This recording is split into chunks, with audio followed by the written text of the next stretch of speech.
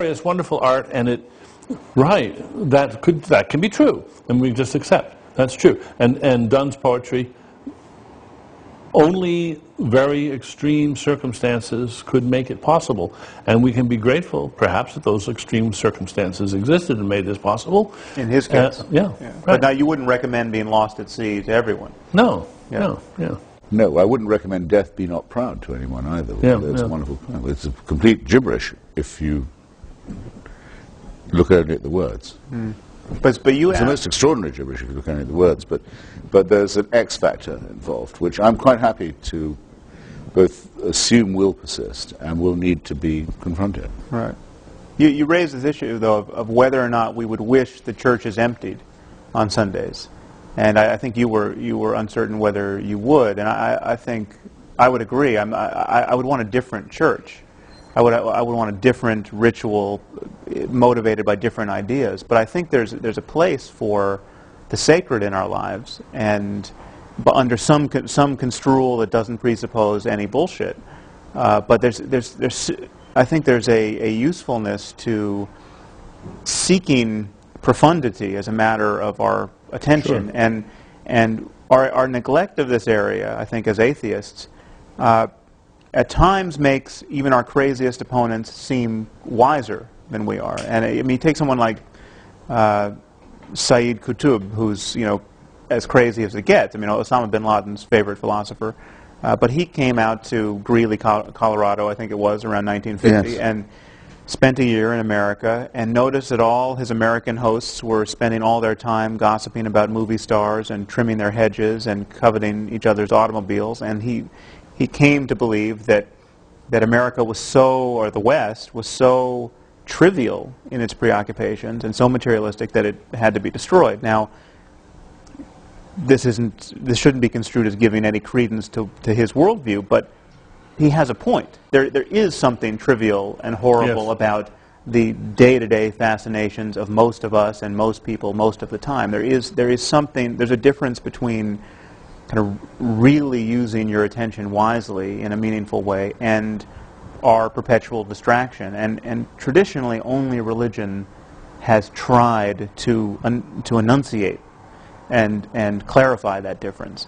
And I think that's that's a lapse in our. I think you've made that point, and we've accepted it, Sam. Yeah, and I think that's. I mean, as going back to the thing about whether we like to see churches empty, I think I would like to see churches empty. What I wouldn't like to see, however, is ignorance of the Bible, because you cannot understand literature without knowing the Bible. You can't understand art. You can't understand music. There are all sorts of things you can't understand for historical reasons.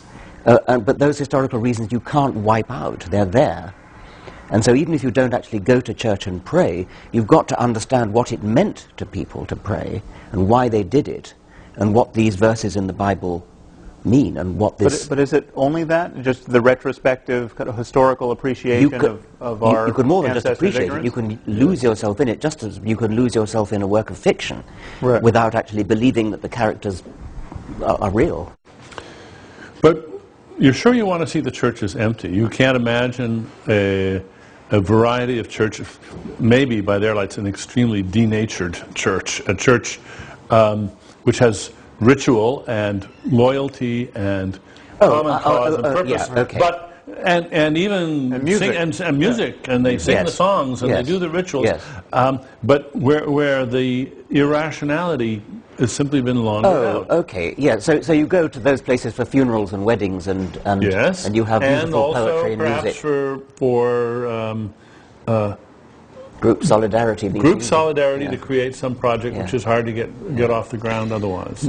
I think there's one more tiny thing. I mean, I haven't been tempted to go to churches as a very, very small boy, but I mean, one reason that makes it very easy to keep me out of it is the use of the New English Bible instead of the James Bible. Yes. I mean, there's really no point. I can't say where anyone goes, and I can see how people stay away. Yeah.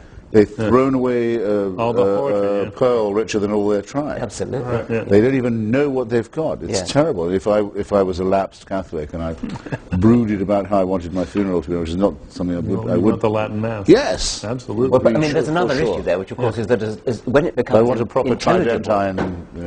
When it becomes intelligible, the nonsense becomes more transparent, and so if it's in Latin, it can survive much better.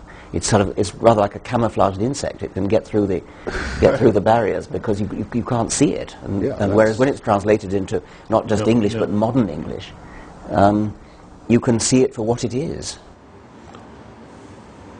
But now, seriously, then,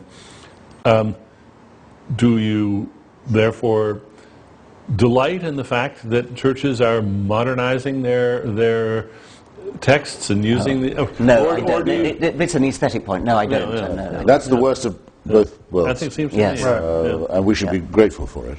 We didn't do this to them. Yeah, that's right. We didn't impose this on them. Any more than we... So we weren't clever any more than we don't blow up Shia mosques either. Yeah. We don't blow up the Bamiyan Buddhas. Bamiyan Buddhas, exactly. We don't desecrate. We would be, for the reasons given by Sophocles and Antigone, we would have a natural resistance to profanity and desecration. We leave it to the pious to destroy churches and burn synagogues or blow up each other's mosques. And I think that's a point that we might spend more time making, because I do think it is feared of us. This was my point to begin with, that we wish for a world that's somehow empty of this echo of music and poetry and the numinous and so forth. That we will be happy in a brave new world. And since I don't think it's true of any of us, no, it's not. It's a point one might spend a bit more time making, that the howling wilderness of nothingness is much more likely to result from holy war or religious conflict or theocracy than it is from a proper secularism, which would therefore, I think, have to not just allow or leave or tolerate or condescend to or patronize, but actually, in a sense, welcome the persistence of something like faith.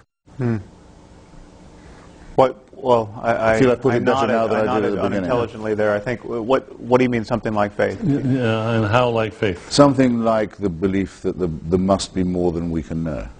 Well, that's fine. Dennett believes that. That's not faith. Sure. Yeah. I mean, we know there's more than we presently know. Well, that was my original point in saying if we could find a way of enforcing the distinction between the numinous and the superstitious, we would be doing something culturally quite important.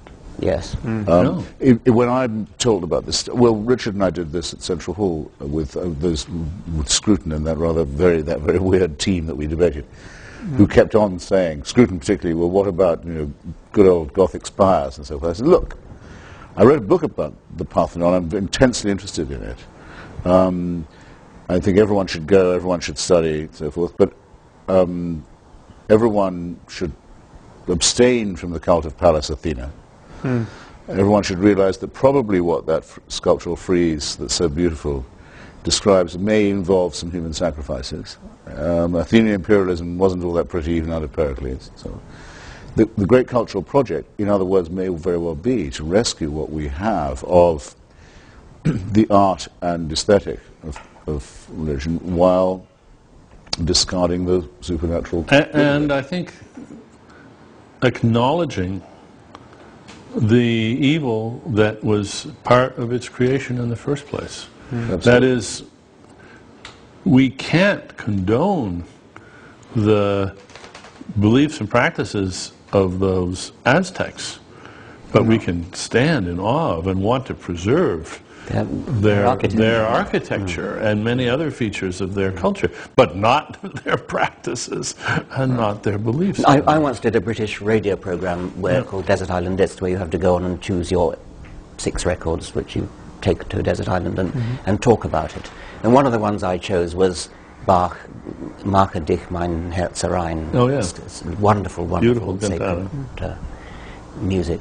And the woman questioning me couldn't understand why I would wish to have this piece of music. It's beautiful music, and its beauty is indeed enhanced by knowing what it means. I mean, but you still don't actually have to believe it. It's like reading fiction. Exactly. You can lose yourself in fiction and be totally moved to tears by it. Yes. But nobody would ever say you've got to believe that this person existed and that the sadness that you feel really reflected something that actually happened. Yes, like the Bishop of Dublin who preached a sermon against Swift and said that he'd read every book of Gulliver's Travels, and his part, he didn't believe a word of them. Yes, yes. Yes. So that's the locus classicus, I think, of all that. Well, clearly, we're not cultural vandals, but maybe we should think of the way in which so many people suspect that that's what we are. Yes. If I would accept one criticism that these people make, or one suspicion that I suspect they harbor, or fear that they may have, I think that might be the one. Yes. Right. That it would be all chromium and steel and... Yes, and very no much Christmas so. carols and no Yes. and no menorahs. They couldn't anybody who makes that criticism couldn't possibly have read any one of our books. No. Well, that's another problem too. which is another isn't it? problem. Is the people that, of course, this isn't just our books. It's so many books. People don't read them; they just read the reviews, and then they decide that's what. We're about to have the Christmas wars again, of course, and this being the last day of September, yeah, you can feel it all coming on. But I always, whenever it comes up, when I go on any of these shows to discuss, I say it was Oliver Cromwell who cut down the Christmas trees and forbade. It was the Puritan Protestants, the ancestors of the American fundamentalists. It's the Bamian Christmas Buddhas would be again. blasphemy. Yeah. You do at least respect your own traditions, because I do. Yes. I think Cromwell was a great man in many other ways as well. Right. This is actually a pagan festival. Well, we were all outed with our Christmas trees last year. Yes, we had our. Did I you have see not the that? slightest problem with Christmas trees. No, we had our Christmas card with our pictures of It's us. a good old Norse booze up. And why the hell not? Right. Well, but it's not just that. I mean, I like solstices as much as the next person. we have an annual Christmas carol party where we sing the music and all the music with all the words and not the secular And Christmas why stuff. not? Yeah. And it's just glorious stuff. Yeah. That part of the Christian story is fantastic. Yeah. It's just a beautiful tale, and you can love every inch of it. I Believing I once at lunch was next to the lady who was on our opponent at that debate in London, Rabbi Neuberger. Rabbi Neuberger, and she asked me whether I said grace in New College when I happened to be senior fellow. And I said, of course I say grace. It's a matter of simple courtesy. And she was furious. That I should somehow be so hypocritical as to say grace. And I could only say, well, look, it may mean something to you, but it means absolutely nothing to me. This is a Latin formula which has some history, and I appreciate history. Freddie Eyre, the philosopher, also used to say grace.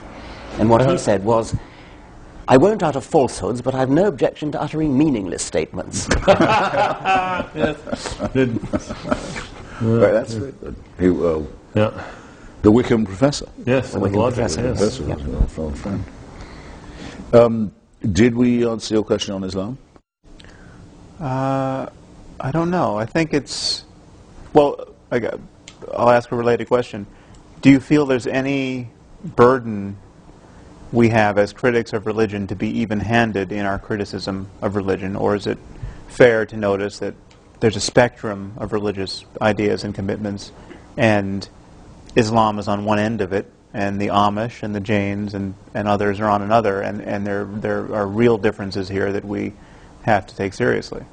Well, of course we have to take them seriously, but we don't have to do the network balancing trick all the time. There are plenty of people taking care of pointing out the good stuff and the benign stuff, and we can acknowledge that and then concentrate on the problems. That's what critics do. And again, it's... If we were writing books about the pharmaceutical industry, would we have to spend equal time on all the good they do? Or could we specialize in the problems? And I think it's very clear. I think Sam's asking more about... we could criticize Merck if they were especially egregious as opposed to some other company. I mean, if we were focusing on the pharmaceutical industry, not all pharmaceutical businesses would be culpable in the same way. Yeah, right. Well, and so then the question is, what? Should we? Is there something wrong with? No, I think you're talking at cross purposes. I think Sam's asking about whether we should be even-handed in criticizing the different religions. You're talking about even-handedness about good versus bad. Whether all religions are equally bad. Yes, whether Islam is worse than Christianity or... It seems to me that we we fail to enlist the friends we have on this subject when we balance